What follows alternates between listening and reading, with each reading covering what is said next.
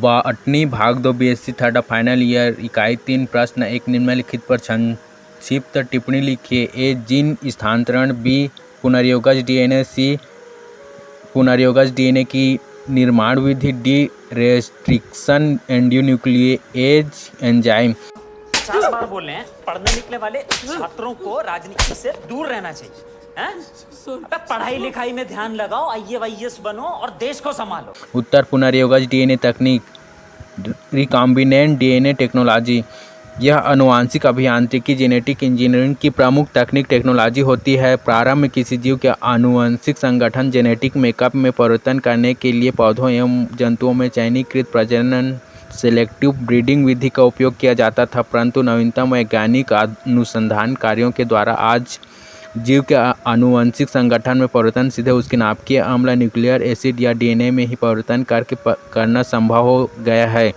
इस विधि को आनुवंशिक अभियांत्रिकी जेनेटिक इंजीनियरिंग या जीन क्लोनिंग या जीन मैनिपुलेशन कहते हैं। आनुवंशिक संगठन या डीएनए में परिवर्तन कई विधियों द्वारा किया जाता है तथा इन्हें सम्मिलित रूप से पुनर्योगज डीएनए तकनीक, रिकॉम्बिनेंट डीएनए टेक्नोलॉजी कहते हैं। पुनर्योगज डीएनए तकनीक वह तकनीक है जिसके द्वारा किसी जीव के जीनोम में वांछित लक्षणों वाले जीनों को प्रविष्ट कराकर एक नए प्रकार का डीएनए तैयार किया जाता है।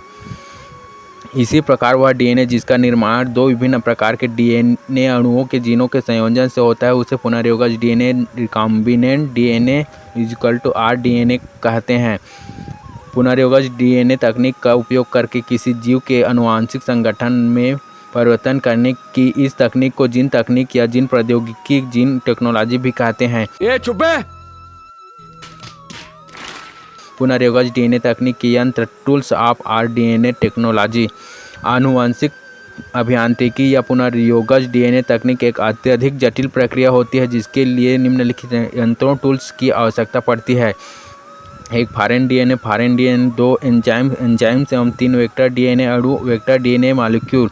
एक फॉरेन डीएनए वांछित गुणों वाले जीन युक्त वह डीएनए खंड जिसे एक जीव के जीनोम से एंजाइमी प्रक्रियाओं के द्वारा पृथक करके वेक्टर की सहायता से अन्य कोशिका या जीव के जीनोम में स्थानांतरित किया जाता है उसे फॉरेन डीएनए कहते हैं। इसे पैसेंजर डीएनए या टारगेट डीएनए अथवा क्लोन्ड डीएनए भी कहा जाता है। उदाहरण insulin genes, B globin genes आदि। नहीं। दो एंजाइम्स। आनुवंशिक अभियांत्रिकी अथवा पुनर्योगज डीएनए तकनीक पूर्ण रूप से एंजाइमों की क्रिया पर आधारित तकनीक है जिसमें निम्नलिखित एंजाइमों की आवश्यकता होती है। एक लाइजिंग एंजाइम, वे एंजाइम जो किसी कोशिका को खोलने, ओपन अथवा उसकी कोशिका भित्ति का अपघटन लाइसिस करने के लिए किया जाता है उन्हें लाइजिंग एंजाइम कहते हैं। उदाहरण लाइसोजाइम, इसका उपयोग जीवाणु कोशिका भित्ति को लाइसिस करने के लिए किया जाता है। दो क्लीवेज या न्यूक्लिएज एंजाइम्स, ये एंजाइम डीएनए अणु को काटने या तोड़ने क्लीवेज के लिए उपयोग में लाए जाते हैं। ये निम्न प्रकार के होते हैं। एक्सोन्यूक्लिएज एंजाइम, यह एंजाइम एकल सूत्री डीएनए सिंगल स्ट्रैंड डीएनए के 5 या 3 सिरे पर उपस्थित नाइट्रोजनी क्षारक युग्मों पर क्रिया करके उसका पाचन करते हैं जिसके कारण डीएनए 2 खंडों में विभक्त हो जाता है। यह एंजाइम द्विसूत्री डीएनए के सूत्र में निक अथवा गैप बना देता है। बी एंडोन्यूक्लिएजेस, ये एंजाइम डीएनए सूत्र के अंतिम सिरों को छोड़कर उस पर कहीं भी क्रिया करके उसे विखंडित कर देते हैं, परंतु इस समूह के एंजाइमों की क्रिया द्विसूत्रीय डीएनए के केवल एक सूत्र पर ही सीमित होती है। Hey, y'all, come look at this.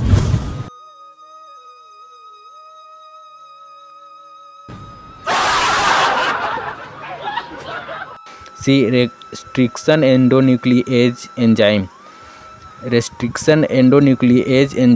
यह न्यूक्लिएज समूह न्यूक्लिएज ग्रुप का एंजाइम है जिसका उपयोग पुनर्योगज डीएनए तकनीक, रिकॉम्बिनेंट डीएनए टेक्निक में डीएनए को काटने और के औजार के रूप में किया जाता है। यह एंजाइम नाभिकीय अम्लों को एक विशिष्ट स्थानों साइट्स पर काटता है, इसी कारण इसे रेस्ट्रिक्शन एंजाइम कहा जाता है। इस एंजाइम का उपयोग पुनर्योगज डीएनए तकनीक में एक यंत्र टूल्स की भांति वांछित डीएनए खंडों रिक्वायर्ड डीएनए फ्रेगमेंट्स को पृथक करने, डीएनए की मैपिंग, डीएनए मैपिंग गुणसूत्र की संरचना की विवेचना करने तथा नए प्रकार के डीएनए अणुओं के निर्माण में किया जाता है। भाई साहब कुछ ज़्यादा नहीं हो गया ये? मतलब कुछ भी। जीवाणु कोशिका में प्रविष्ट किया तब पाया कि वहां पर यह छोटे छोटे खंडों में टूट गया। इसी आधार पर इन्होंने रेस्ट्रिक्शन एंजाइम की उपस्थिति की कल्पना की। मेसेल्सन एवं युआन ने सर्वप्रथम सन 1968 में इसे ई कोलाई से पृथक किया। केली एवं स्मिथ 1970, स्मिथ एवं विल्कॉक्स 1970 ने हीमोफिलस इन्फ्लुएंजी से एक रेस्ट्रिक्शन एंजाइम को पृथक किया जिसे हिंद सेकंड नाम दिया गया। नेथन 1971 ने स्मिथ के कार्य को आगे बढ़ाया। सन 1978 में आर्बन, नेथन एवं स्मिथ को उनके इस कार्य के लिए नोबेल पुरस्कार से सम्मानित किया गया। उठा ले रे देवा, उठा ले रे बाबा। वर्तमान समय में लगभग 475 प्रकार के रेस्ट्रिक्शन एंजाइम की खोज की जा चुकी है। इसमें से प्रमुख एंजाइम्स निम्नलिखित हैं, जैसे Eco RI, Eco B, Eco PI, Eco K, BAM, HIND first, HIND third आदि। ये सब क्या देखना पड़ रहा है? अच्छा है मैं अंधा हूँ। रेस्ट्रिक्शन एंजाइम के गुण, प्रॉपर्टीज ऑफ रेस्ट्रिक्शन एंजाइम। एक, ये नाभ के अम्लों में उपस्थित फास्फोडाइएस्टर बंधों का जल अपघटन कर देते हैं, जिसके परिणाम स्वरूप न्यूक्लियोटाइड श्रृंखला टूट जाती है। 2, ये डीएनए खंडों को कुछ विशिष्ट स्थानों स्पेसिफिक साइट्स पर ही काटते हैं। इन स्थलों को रेस्ट्रिक्शन स्थल कहते हैं। 3, ये डीएनए के पैलिंड्रोमिक खंडों पैलोड्रोमिक सेगमेंट्स को ही वी एरो 3 दिशा में काटते हैं। पैलोड्रोमिक डीएनए ऐसे डीएनए हैं जिसमें एक मुख्य अक्ष के दोनों ओर एक समान न्यूक्लियोटाइड्स पाए जाते हैं। उदाहरण, ई कोलाई में उपस्थित restriction enzyme Eco RI. Restriction enzyme के महत्व, सिग्निफिकेंस ऑफ रेस्ट्रिक्शन एंजाइम। एक, यह एंजाइम पुनर्योगज डीएनए तकनीक में एक यंत्र टूल की भांति वांछित डीएनए खंडों को जीव के जीनोम से काटकर पृथक करने के काम आता है। 2, इसका उपयोग जीन मैपिंग में होता है। 3, इसकी सहायता से गुणसूत्रों की संरचना की रचना की जाती है। 4, इसकी सहायता से नए प्रकार के डीएनए तैयार किए जाते हैं। तो साला ये दुख का खत्म नहीं होता बे। पुनर्योगज डीएनए तकनीक के चरण, स्टेप्स ऑफ आरडीएनए टेक्नोलॉजी। यह क्रिया निम्नलिखित चरणों में पूर्ण होती है। 1, सर्वप्रथम वांछित डीएनए खंड रिक्वायर्ड डीएनए सेगमेंट या जीन जिसे दाता डीएनए, डोटर डीएनए या बाहरी डीएनए, फॉरेन डीएनए कहते हैं, को रेस्ट्रिक्शन एंजाइम के द्वारा पृथक आइसोलेट किया जाता है अथवा इसका कृत्रिम संश्लेषण प्रयोगशाला में किया जाता है। 2, अब वांछित डीएनए खंड को क्लोनिंग वेक्टर, प्लाज्मिड, बैक्टीरियोफेज या प्लाज्मिड में स्थानांतरित किया जाता है। चुप, बिल्कुल चुप। जीन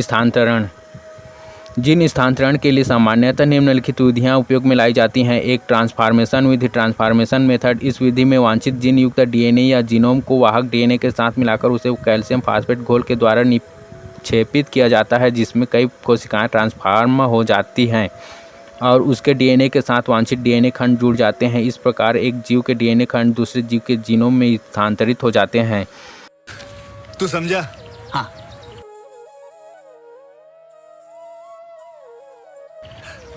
नहीं, तू समझा नहीं। 2, ट्रांसडक्शन विधि, ट्रांसडक्शन मेथड। इस विधि में सर्वप्रथम वांछित डीएनए खंडों को जंतु वायरस में निवेशित कर दिया जाता है। इसके पश्चात इन विषाणुओं को वांछित जीव में संक्रमित किया जाता है। 3, डीएनए इंजेक्शन। इस विधि में वांछित जीव के जीन के शुद्धिकरण के पश्चात माइक्रोपिपेट्स की सहायता से जंतु कोशिका के केंद्रक में डाल दिया जाता है। कोशिका के अंदर उसकी प्रतिकृतियाँ तैयार हो जाती हैं। इस विधि से प्राप्त जीवों को ट्रांसजेनिक जीव कहते हैं।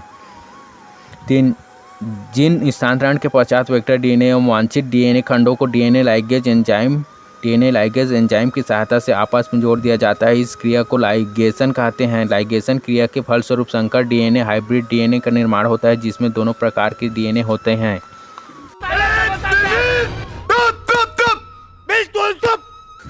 ऐसे डीएनए को काइमेरिक डीएनए और 2 विभिन्न प्रकार के डीएनए को जोड़कर नया डीएनए तैयार करने की इस विधि को पुनर्योगज डीएनए तकनीक कहते हैं। 4 उपर्युक्त विधि द्वारा प्राप्त संकर प्लाज्मिड डीएनए को किसी जीवाणु, यीस्ट अथवा किसी वाहक की कोशिका में प्रविष्ट करा दिया जाता है।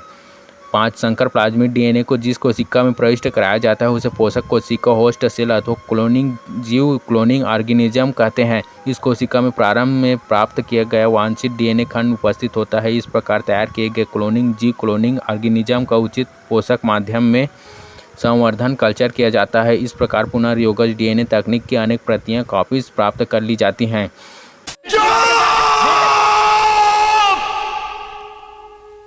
चुप हो जाओ। पुनर्योगज डीएनए तकनीक का महत्व एवं उपयोग, significance and uses of recombinant DNA technology. Gene cloning का पुनर्योगज डीएनए तकनीक जैविक विज्ञान, बायोलॉजिकल साइंसेज के सभी क्षेत्रों में अत्यधिक उपयोगी सिद्ध हुआ है। इस तकनीक के प्रमुख महत्व एवं उपयोग निम्नानुसार हैं। एक पुनर्योगज डीएनए तकनीक या जीन क्लोनिंग के द्वारा हमें वांछित गुणों वाले जीनों को अन्य जंतु या पौधों में प्रत्यारोपित करके इनकी अच्छी किस्में तैयार करने में सफलता प्राप्त हुई हैं। 2 इस तकनीक के द्वारा आनुवंशिक रोगों का भ्रूणीय अवस्था में ही पता लगाया जा सकता है। 3 रेक डीएनए तकनीक की सहायता से डीएनए अथवा जीन के क्रमीकरण, सीक्वेंसिंग ऑफ डीएनए जीन में सहायता मिली है। अरे मुझे चक्कर आने लग गया। 4 इस तकनीक की सहायता से विभिन्न प्रकार के पुनर्योगज वैक्सीन्स, रिकॉम्बिनेंट वैक्सीन्स का विकास किया जाता है। उदाहरण हेपेटाइटिस बी वैक्सीन। 5 इसकी सहायता से जीन क्रिया नियमन के अध्ययन में सुविधा हुई है। 6 इस तकनीक के द्वारा ही विभिन्न प्रकार की प्रोटीन्स जैसे इंसुलिन, हार्मोन्स, इंटरफेरॉन्स एवं विटामिनों का औद्योगिक स्तर पर निर्माण जीवाणुओं द्वारा संभव हुआ है। 7 इस तकनीक के द्वारा उत्कृष्ट किस्म के प्रतिजैविकों का उत्पादन किया जाता है। 8 हीमोफिलिक मनुष्यों में 8C factor anti haemophilic globulin का अभाव होता है। यह फैक्टर रक्त के थक्का बनाने, ब्लड क्लॉटिंग का कार्य करता है। इसके जीन की क्लोनिंग के फलस्वरूप उपयुक्त मात्रा में 8C कारक का उत्पादन संभव हो गया है। पापा पापा पापा सुनाई दे रहा है? बेरा नहीं हूं मैं।